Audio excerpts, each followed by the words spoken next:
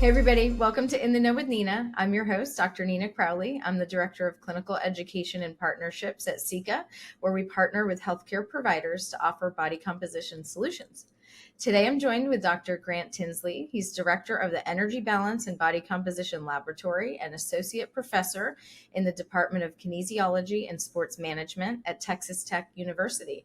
And if you know anything about body composition, you've heard his name. So I'm really excited to have you on here today to help me dispel some of the myths that we hear about body composition, get really in depth with some of the things that people are asking me about. So really, I'm kind of cheating by having you help explain things in your way to help me make my job a little bit easier. Well, no, thank you for having me. I'm happy to hopefully make your job just a bit easier by having some of those conversations. Great.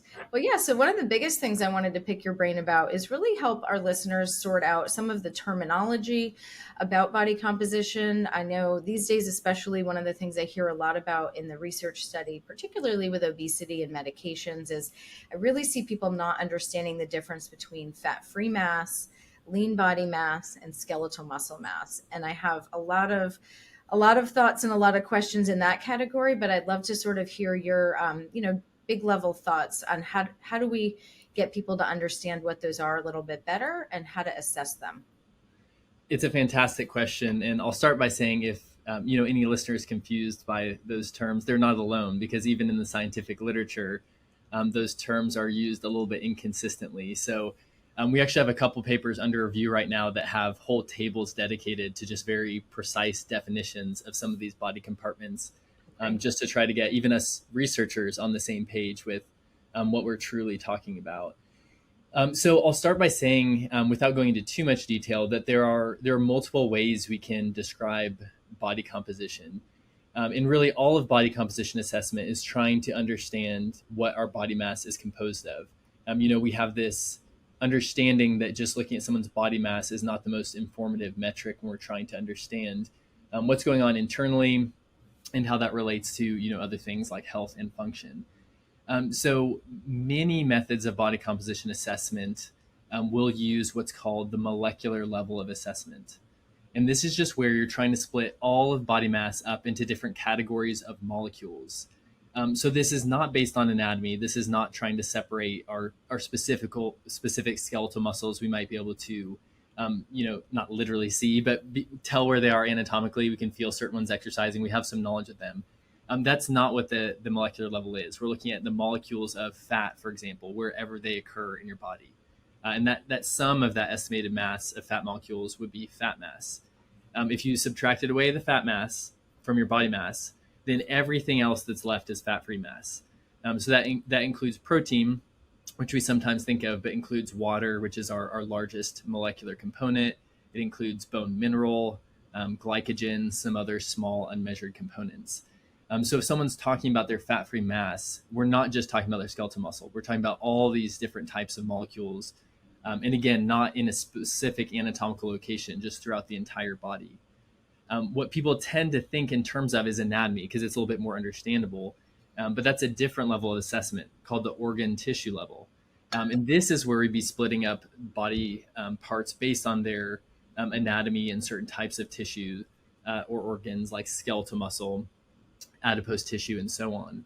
And to really quantify these, we really need certain imaging techniques or else validated equations that were based on these imaging techniques. But yeah, as you mentioned, in the literature and just in popular dialogue, we'll often see these conflated, where we might be looking at the results of a research study and see that there's a decrease in fat-free mass. And then people are assuming that means people actually lost skeletal muscle mass specifically, and that's not always the case. Yeah, it's definitely, especially when we're talking about, 25 to 40% of someone's, weight loss, that can be a really big difference if we're talking about fat-free mass versus muscle. Yeah, absolutely. And again, it's a very important issue. I'm waiting for an acceptance email on an article that we really dive into this, actually in the context of GLP-1 drugs, just on the interpretation of how we're interpreting the results from some of these studies, because Oh, great. it is important to get down into these details so that people have the appropriate level of concern. Not that we shouldn't have some level of concern to make sure we're not losing functional tissue during weight loss, but the devil is in the details on these interpretations. Right. Well, so it's kind of speaking about terms, another one that I hear a lot of is a lot of people throwing around gold standard. And so I really, thought maybe you could give me a background on, what really is the gold standard if we're looking at measuring someone's fat mass and if we're looking at measuring someone's muscle mass. How do we know what is the real gold standard, and then kind of the difference between what you would do in a lab to say, get that gold standard measurement versus what we can validate something that's more practical in the clinic to use and actually, kind of give someone quicker feedback, and how do we kind of reconcile those two? Yes, I'm very uncomfortable using the term gold standard. And I think the further someone goes, if you feel like people who spend a lot of time looking at body composition assessment, probably they're much more hesitant to use the words gold standard than, others. So I won't name names. There's a company, it's not in bioimpedance, that actually named their device the gold standard, which I think is very probably confusing to people. But yeah, so the scientific term equivalent of the gold standard we often use would be something like a criterion method or a reference method. And there are some of those, but it's important to point out, and I'll give an example. So magnetic resonance imaging, for example, is often viewed as a criterion or reference method for organs and tissues, like we were just talking about. So skeletal muscle mass, adipose tissue. But even it has limitations. There's kind of a joke in body composition that really the only true way to measure someone's body composition is to dissect their cadaver, either physically or chemically, because then you're truly measuring the exact thing you're looking at. But everything else, there is some, I don't want to say guesswork, but there's some assumptions involved, and there's some limitations to every technology, including the ones we just kind of arbitrarily choose as the most accurate. So with that kind of caveat, that disclaimer out of the way, yeah, typically magnetic resonance imaging or potentially computed tomography as imaging techniques would be what we'd view as these criterion methods for the tissue organ level. For the molecular level of body composition, which again is just dividing up the molecules of the body into these different categories, typically for whole body values, we'd be looking at what's called a multi-compartment model. And this is something that's built by multiple different assessments. We would get a validated body volume assessment, validated body mass assessment, which is the easy part, typically bone mineral assessment. And then again, a really important component is the total body water, because that is our largest molecular component. So if we pull each of those values into these equations that were validated using these very high-tech atomic level techniques back in the day, we have this equation where we can get the output being these multi-compartment model, often 4-compartment model body composition metrics. So those are kind of in an ideal research setting, and they even have their challenges there to use in a research setting, but those are certainly not accessible to individuals. So if you're moving down from these criterion assessments, we have kind of a whole category of laboratory grade assessments, which would include things like DEXA. It would include things like professional bioimpedance, air displacement plethysmography, underwater weighing. Some of these techniques that are more accessible in research labs, and they might be accessible to some individuals if they have the right types of testing facilities.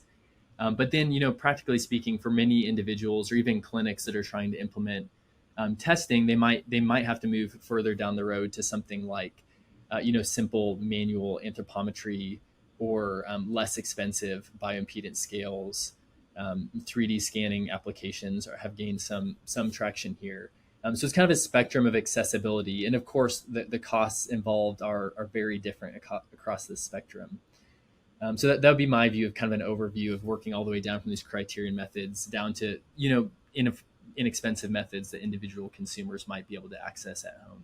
I love that. And I think the accessibility component is really important. As we're talking about, even we talk a lot about how treatments can be accessible, but even body composition. And that comes up for us a lot as people say, what's the return on investment and can we get reimbursement for it? So I do hope one day we have that, which could make that decision a little bit easier for folks when they're looking at how they're going to get reimbursed for that. But another, so as you mentioned, the DEXA is one that I hear a lot about because I think that for a long time was something that people are used to referring folks to get a bone density test done. And so that's something that we hear, oh, that does body comp too. I know you probably have a nice, easy way to say that, but I know not every DEXA scanner can give body composition results, and there's some limitations there as well, and not super accessible. And there's some things that make that difficult. But I do hear a lot of clinical folks kind of talking about like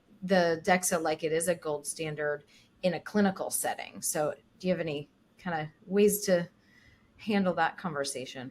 Yeah, I think I don't think it's correct to say that DEXA is the gold standard. It is a great technique. It has lots of pros. It has some cons as well, which we can discuss. You're correct that it depends on the specific type of scan whether you get useful composition information. So, you would need a total body scan, which does provide with your overall bone mineral density, but there are also more specific scans conducted at high risk fracture sites like the hip and the wrist. So there might be times someone's getting a bone assessment done via DEXA and they don't necessarily get their total body composition, or that's not accessible. For the total body composition, yeah, again, this is not truly a gold standard. You get a two-dimensional image. So you get these pixels. It has the advantage that it is an imaging technique. So there's some interesting anatomical information. You can get down to segmental body composition, like separating, the limbs from the trunk and so on. So that's an advantage, but it is a 2D image, and there's some estimation involved. So just a little bit about how DEXA works. It has two different energies of X-rays, and it can essentially do a comparison or kind of a splitting of body mass into two compartments at a time. So in one comparison it can make is kind of locating the pixels on this image that contain bone versus those that do not contain bone. And then in the pixels that do not contain bone, it can separate out into fat and lean tissue. But for these pixels that contain bone, there's a little bit of guesswork involved on the actual composition there. And it's up to 40% of the pixels on a scan that have some bone. So I wouldn't say we're guessing, but there are algorithms to kind of predict what the body composition probably is in those pixels that have bone. And that's not a perfect science. So there is some error involved in that inherently, that you're looking at a 2D image, and if there's bone pixel there, a little bit less about the body composition. There are also some challenges on the actual size. So the two best DEXA manufacturers, they have models that can accommodate fairly large body sizes, but there's still plenty of individuals who may be too wide or too tall to truly fit into the scanning dimensions. So there are some disadvantages there where you'll have to assume, for example, you sort of cut off in the image someone's right arm and leg, and then you're kind of mirroring the other side, or vice versa if you're cutting off the left side. So there's some error involved there where you're just kind of assuming that someone has a symmetrical body composition. But yeah, from the biggest picture perspective, again, I would say that to truly have a gold standard method at this level assessment used by DEXA, you really need a couple different techniques combined. So there are many studies out there that try to use DEXA as a gold standard to develop a new method, and that's generally frowned upon by, those of us who are like very deep into the body composition research. There might be times it's necessary, or you want to just look at the agreement of DEXA and a more accessible method.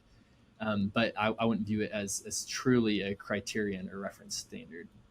Wow, that was really well said. I'm gonna have to remember that, but it really understandable too. So I think that's, I'm really excited to have some of our providers listen to that. And then another, I think you could probably do a really high level overview maybe of what bioimpedance is and in a clinical setting and how we're using that. I know, I talk a lot about it from our perspective, but I know you're bringing this sort of agnostic level to, all the companies and you've looked at all of them. So sort of in general, what can you tell us about bioimpedance and how we're able to, kind of decide that that's accurate or precise enough to use when we're in a clinic? Yeah, so this is, I'm glad we're talking about after DEXA, because there's a huge contrast here that's important. And for DEXA, there are arguably three manufacturers, essentially, of major devices. Two of them, at least, are very high quality. They're not identical, but they're similar. There's some barriers to entry into producing these X-ray emitting devices. If you contrast that with bioimpedance, there's an enormous diversity. So whereas the DEXA scanners manufacturer to manufacturer are are more similar, and there are only a few options. In bioimpedance, there's an enormous spectrum from $20 devices you could get on Amazon or at Walmart up to, 30,000 plus dollar devices that are professional research grade devices. So I think anytime, for example, if you hear anyone making kind of broad conclusions about bioimpedance as a category, you really can't do that because it's not comparable at all. Just taking some cheap electrodes and throwing them into a scale and having someone throw an equation together, as is done in these at home device, some of the at home devices. It's not fair to compare that to the professional grade devices. And I can't recall if you know this. You certainly didn't bring me on because of this, but I've had one of the professional Sika devices ever since I started my lab here for 8 years. And one of the reasons I chose that over competitors was because of the scientific validation. So, for example, on the high end here, and again, this is the Sika model. This was the 515. But the algorithms for body composition were developed and validated using a multi-compartment model, a 4-compartment model like I was just discussing. There's also MRI validation of the skeletal muscle mass estimates. There was dilution techniques, which we may not get into here, but those would be the criterion standard for body fluids. There is validation data there. And this was actually published, which is something I really admire because, some manufacturers, there's very little information that's actually available for a researcher or clinician to review to kind of establish the accuracy of the device. So again, Dr. Crowley did not pay me to say that, but just as an example of a well-validated device, it's certainly not, fair to compare a professional grade device like that to a consumer device. But zooming out, broadly, all of these technologies will share the fact that they are trying to estimate body composition from tissue responses to an injected electrical current, knowing some information about what is injected and then what is received at these kind of receiving electrodes. So there's a physiological rationale here, understanding that the way individual tissues and fluids respond to these electrical currents says something about kind of the relative proportion of these tissues. So it's a positive of this category in general, again, with the caveat that, a device using a single frequency in an at-home scale may not be able to tease out some of those body composition implications of the data the same way a professional device could, which typically uses more electrodes and more frequencies. So in contrast to just a handheld device or just a foot-to-foot device like a normal scale, the professional grade devices will often, one, be both bilateral, so they have electrodes in contact with the left and right side of the body, and then they would also have upper body and lower body electrodes. So that's a strong aspect of the professional analyzers is you're seeing, quote unquote, the entire body. The different frequencies have implications for kind of what fluid compartments are being captured. So as these devices use a range from very low to very high frequencies, it allows kind of better designation of fluids and tissues. And again, I think for bioimpedance, it's critical on kind of the data side that the scientists developing the algorithms, for lack of a better term, know what they're doing. And from evaluating these at-home scales, we've seen some where, the hardware is very similar, but one device from a, reputable manufacturer actually provides okay estimates, whereas the other is just terrible estimates, worse than not having an estimate because the equations are just not developed properly.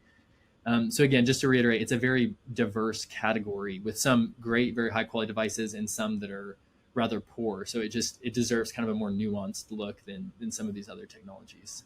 It's so nuanced. That's why it makes it so hard to just really summarize it in a couple sentences. So, I mean, that was a beautiful explanation. And I think another component of the equations that we use is looking at some of the differences just naturally in body composition between gender and age and ethnicity. And so that is an area where I've been happy to know, that that's a component in some of our formulas. And so I don't know if I'm sure that you have dove into those among other devices where, people will say, hey, you get on there and you change your gender or you change your ethnicity and the number stays the same.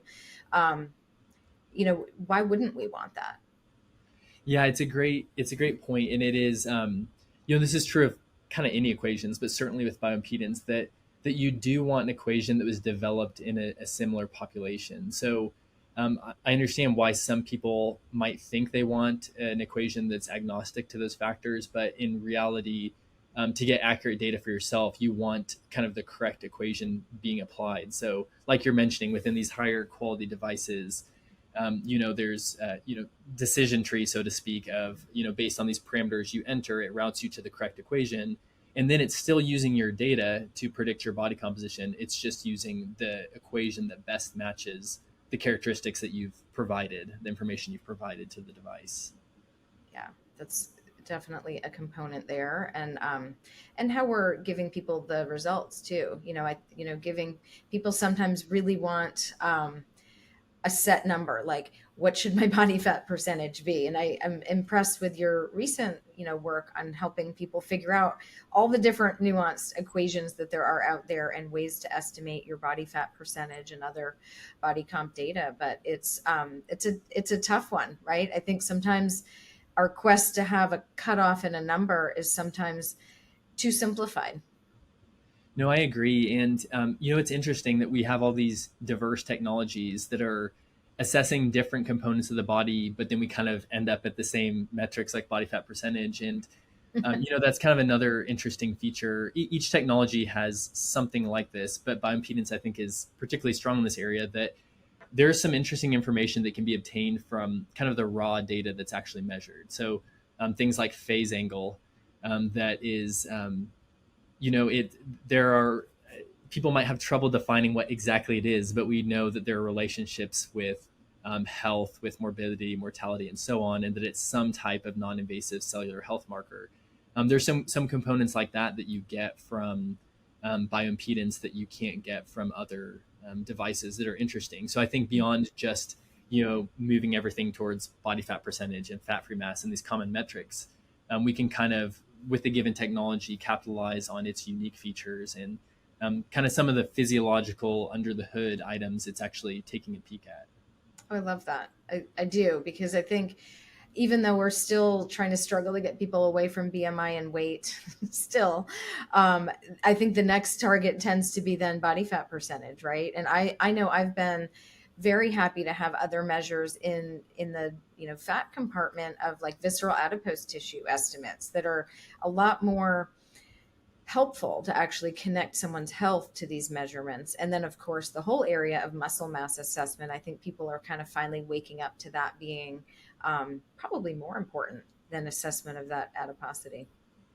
Yeah, I think that's very, certainly very important. And it's nice, again, some of these professional bioimpedance analyzers not only provide fat-free mass, but some, such as Sika's, have MRI validated skeletal muscle equations. So, kind of presenting the body in multiple ways, kind of this traditional way with the molecular categories, but also with some validated equations for these actual tissues of interest like skeletal muscle. And then, of course, like you mentioned this some with the visceral adipose tissue, but with the multiple electrodes on each side and upper and lower body, we can also tease out some of the segmental data if you're trying to look at things like appendicular skeletal muscle, specifically in the different regions of the body, which has a range of applications from clinical to athletics and fitness and so on. Yeah, I love that. Well, yeah. So my last question is kind of maybe more something that you're doing in your lab or that you know of that's happening. But I really hear a lot of people asking about, we like bioimpedance for a single assessment, but we really want to know is how accurate or how good is it at measuring changes over time, especially as we're looking at change in people, significant weight changes and evaluating, what components of the body are changing. How do we look at change over time with bioimpedance or any other technology? Yeah, so I would say that if you were trying to evaluate changes over time, your standardization and your best practices before assessments become absolutely critical. If you're just trying to get a general sense of someone's body composition, you might, you still should pay some attention to it, but it might be a little bit less important if you standardize that they're rested, that they're fasted, that you've controlled their fluid intake, all of these items. Because even if there's some error involved in that single assessment, you can still get a ballpark to tell them, you potentially have adiposity that's consistent with health, or maybe it's not as consistent with health, and there's some items we want to work on. You can get that general look at it. If you're trying to track changes over time, changes are often fairly small.